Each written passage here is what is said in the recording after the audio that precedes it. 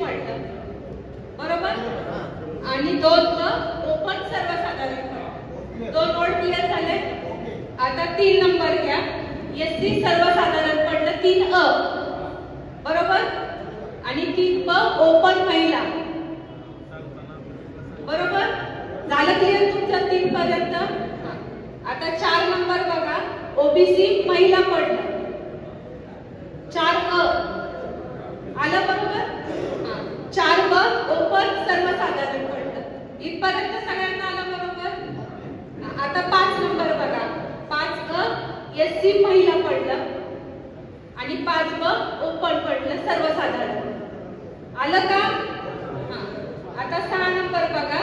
OBC सर्वसाधारण 6 अ, बरोबर, आणि 6 ब ओपनचं महिला पडलं. आता बरोबर आलं का?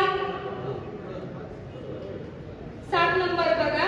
7 अ ओपन महिला पडलं आणि 7 ब ओपन पुरुष पडलं, म्हणजे सर्वसाधारण पडलं, बरोबर. 7 नंबर. आता 8 नंबर बघा.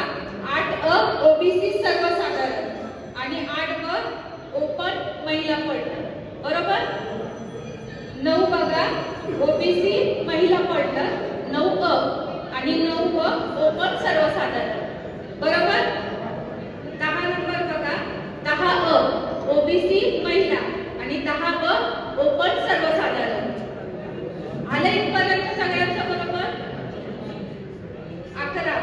11 अ ओबीसी सर्वसाधारण आणि 11 ब ओपन महिला, ओपन महिला.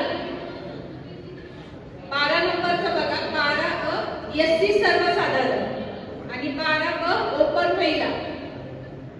13 नंबर आपला 3 सदस्य आहे, 2 महिला ठेवायच्या आणि ते लॉट मध्ये 13 अ ओबीसी महिला आलं, मग 13 ब ओपन महिला आलं आणि 13 ब ओपन सर्वसाधारण आलं.